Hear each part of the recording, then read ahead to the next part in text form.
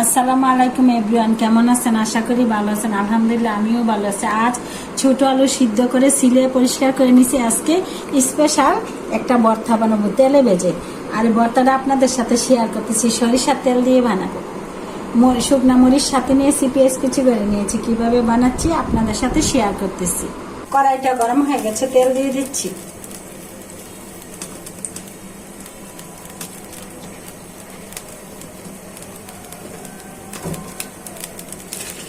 আর বোনেরা সবাই তো আলুর ভর্তা কি যে কোনো ভর্তাই বানাতে পারেন, কিন্তু এইভাবে আমি বানিয়ে খাই, তার জন্য আপনাদের সাথে শেয়ার করলাম। এখন মরিচটা তেলে ভেজে নিতেছি। তেলে ভাজা হয়ে যায় ভালো করে মরিচটা। আর আমার সে শুকনা মরিচ দিয়ে ভর্তাটা বানাইলে ভালো লাগে, তার জন্য শুকনা মরিচটা বানাচ্ছি।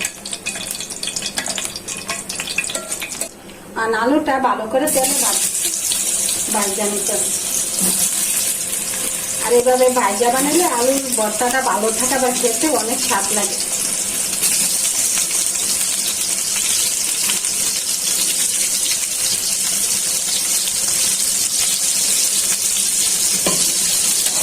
ভালো করে তেলে আলুটা ভাজা হয়ে যায়।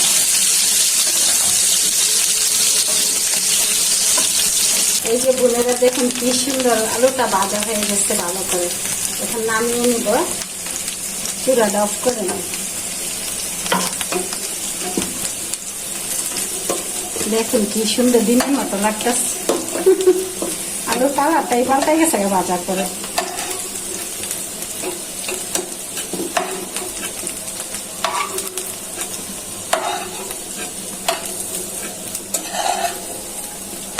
এই আলুটা রুটি, পরোটা, ভাত সবকিছু দিয়ে খাইতে পারবেন।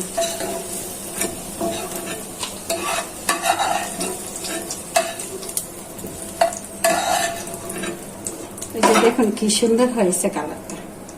এই যে বোনেরা মরিচটা ভাজা নিলাম, আলুটাও ভেজে নিলাম, এখন ভর্তাটা বানাচ্ছি। আর এইভাবে ভর্তাটা বানালে ভালো থাকে, খেতেও স্বাদ লাগে।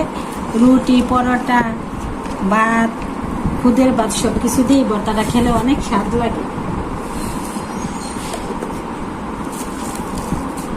স্বাদ মতো লবণ দিয়ে দিছি।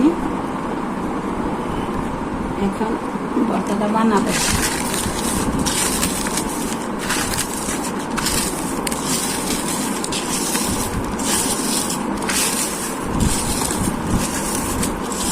আর শুকনো মরিচের গ্রানটা অনেক স্বাদ লাগে। কাঁচামরিচটা ভর্তা খেলে ভালো বেশি, কিন্তু আমার কাছে গ্রানটা ভালো লাগে, তো স্বাদও লাগে বেশি, তার জন্য শুকনো মরিচটা ভর্তা বানাই।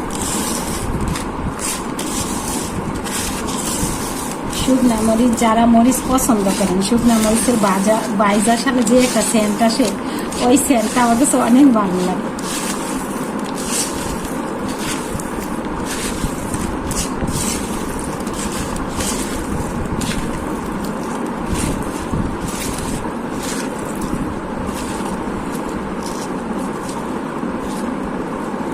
গরম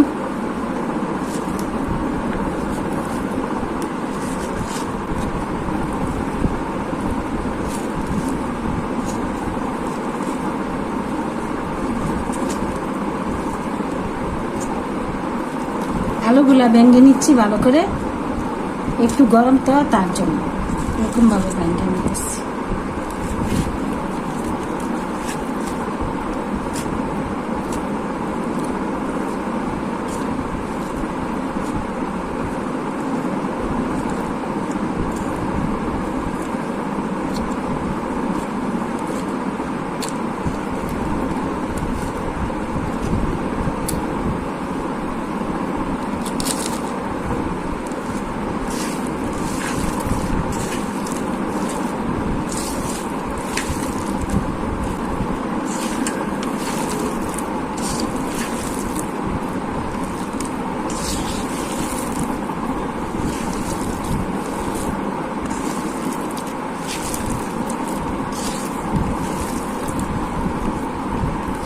ভর্তাটা দেখুন বোনেরা কি লুবনীয় হচ্ছে। আমি সাথে দিচ্ছি, আমাদের বাসার সাথে একটা নীলগড় আছে, ভাঙ্গানো সরিষার তেল, খাঁটি সরিষার তেল।